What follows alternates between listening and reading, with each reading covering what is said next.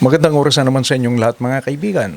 Ano ang sarili ninyong pananaw sa pahayag ni Ombudsman Boying Remulla na imposible raw ang nilalaman ng affidavit ng 18 na dating Marines na nagsilbi umano bilang mga bagman ni dating ako Bicol Party List Representative Saldico para mag-deliver ng mali-malitang cash sa mga mambabatas kabilang si Pangulong Ferdinand Bongbong Marcos Jr.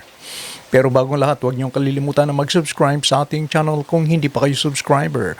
Please like, comment, and share. Pakiclick na rin ang notification bell para hindi niyo makaligtaan ang ating mga bagong video. Imposible raw ang nilalaman ng affidavit ng 18 na mga dating security personnel na nagsilbi umano silang tagahatid ni dating ako Bicol Party List Representative Saldico ng mali-malitang cash sa mga mambabatas kabilang si President Bongbong Marcos Jr. Ayon kay Ombudsman Remulla, dapat nakasulat na personal ang kanilang knowledge, yung sarili lang karanasan. Kaya tanong niya, paano naging common knowledge sa kanila yung 18? Lagi ba silang magkakasama sa buong affidavit na yan? Sa lahat ng lakad, magkakasama silang 18? Kasi Ombudsman. binanggit ako ron eh. Oh. Binanggit ka ba doon? Nabanggit siya. Kasi nag-meeting daw kami sa Bel Air. Oo. ICC prosecutor ang kamiling niya. Ano, may 18 abogado? Oo. 18 Witness? sundalo? Nandun, may witness? Nandun. Parang medyo... It never happened. Oh, Di ba? No. At saka pag labing Paano walo, naging personal knowledge yun?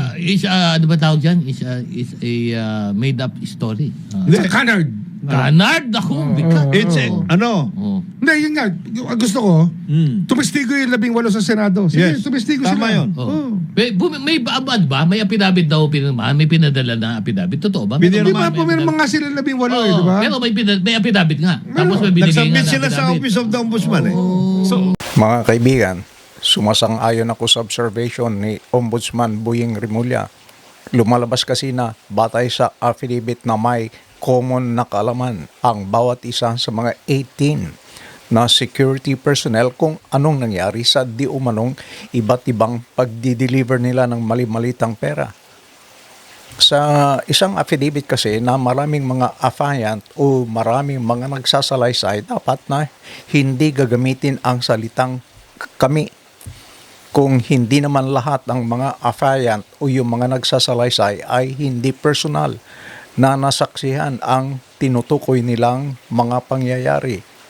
Halimbawa, kung 10 yung nagsasalaysay o pumirma sa affidavit at si Peter at John lang ang nag-deliver ng malita kay Congressman Paul, hindi dapat gamitin ang salitang kami dahil lalabas na lahat silang 10 ang naghatid ng pera.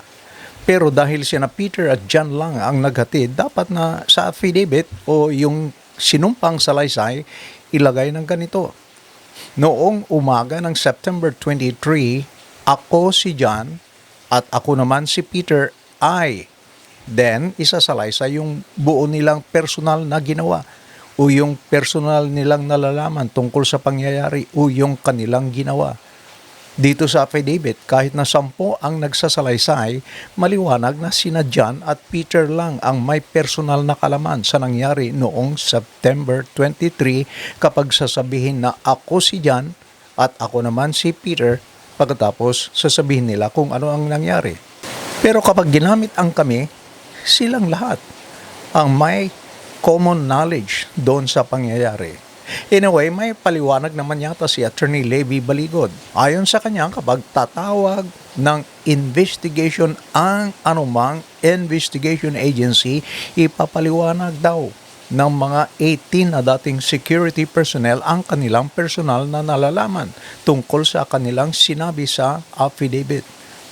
Pero ako'y nagtataka dito kay Ombudsman Boying Remulla na isampa na ang affidavit ng mga 18 na dating security personnel ni Saldico na isampa na nila sa ombudsman. Bakit nagbibigay pa siya kaagad ng kanyang opinion na imposible raw ang salaysay sa affidavit ng mga nasabing dating security personnel? pinangunahan na niya kaagad na imposible ang kanilang salaysay. Para na niyang sinabing sa basura lang ang bagsak ng referral ni Attorney Baligod dahil walang kabuluhan ito. Hindi ba dapat tumahimik muna siya at hayaan ang kanyang opisina na tignan at imbestigahan ang mga paratang ng mga nagsasalaysay? Bakit siya nagbigay kaagad ng kanyang sariling opinion at sinasabi niya kaagad na imposible ang nilalaman ng affidavit ng mga 18 na dating security personnel ni Saldico?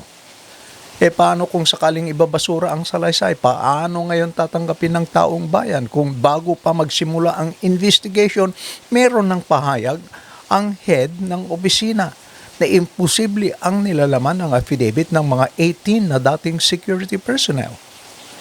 Dahil ayon kay Ombudsman Remulla, naghahanap lamang ang mga 18 na dating security personnel ng tipping point para magkaroon ng kodita. Pero kung si Attorney Levy Baligod ang tatanungin, sinabi niya na sinuri niya ang mga pahayag ng 18 na umano'y mga security personnel ng dating mambabatas na si Saldico bago ihanda ang kanilang mga affidavit. Nagsimula pa raw siyang makipagpulong sa kanila noon pang November 2024. Alam niyo po ay matagal ko nang kinakausap sila sa pamamagitan ng pagtutulay ng isa sa mga opisyal nila noon sa Armed Forces of the Philippines. At unti-unti ko po silang nakausap. Una ay may 3, hanggang naging 7, hanggang naging 10, hanggang naging 20, hanggang naging 30. No? At tumigil na ako po doon sa 30. At November pa ho ito na nag-uusap kami.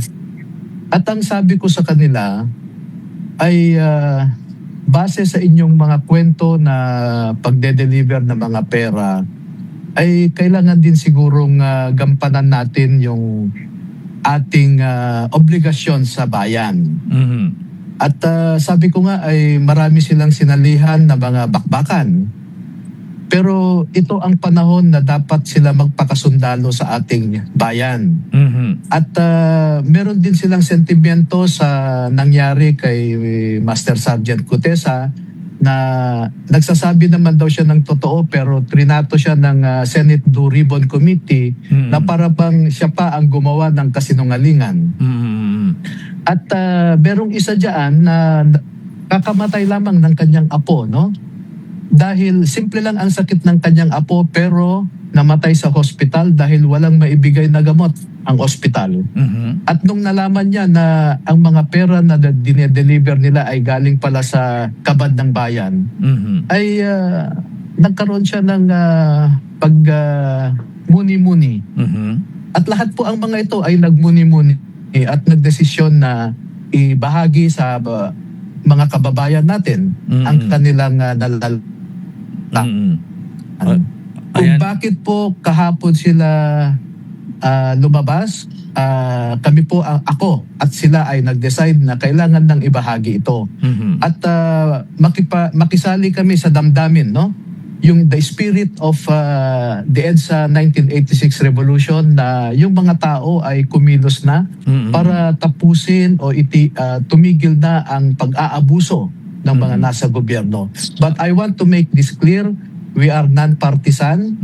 May mga dumating nga po kahapon doon na na-observe ako na medyo identified sila sa so-called Duterte camp. Ay pinagsabihan ko sila na kung maaari ay wag silang sumali doon. Pero sabi nila, hindi nyo naman ho kami pwedeng pigilan na manood ng inyong press conference dahil nalaman namin sa ilan naming mga kaibigan sa media na magkakaroon daw ng isang matindi na pagbabahagi ng mahahalagang impormasyon.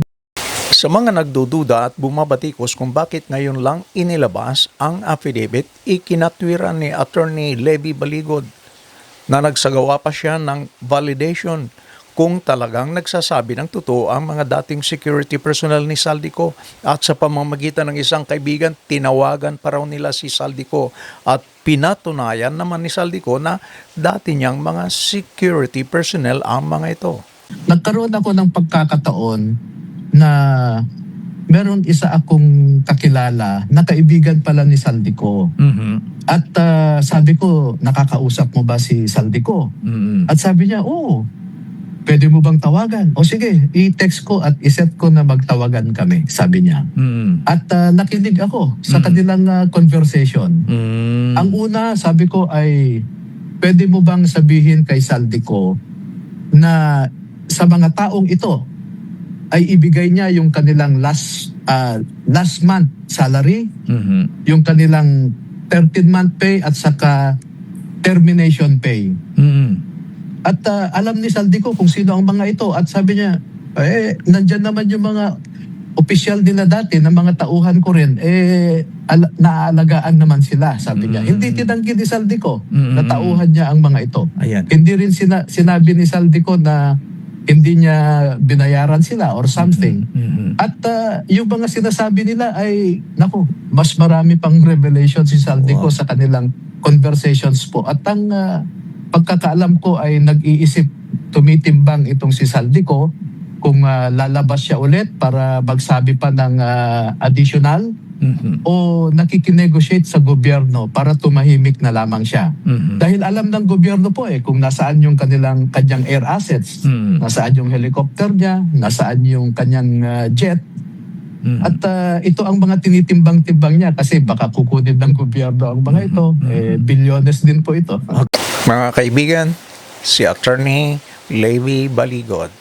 Mga kaibigan, mayroon ba kayong opinion sa ating tinalakay? Kung meron, please leave your comment. Hanggang sa muli, maraming salamat sa inyong panonood and please don't forget to like and subscribe. Bye-bye!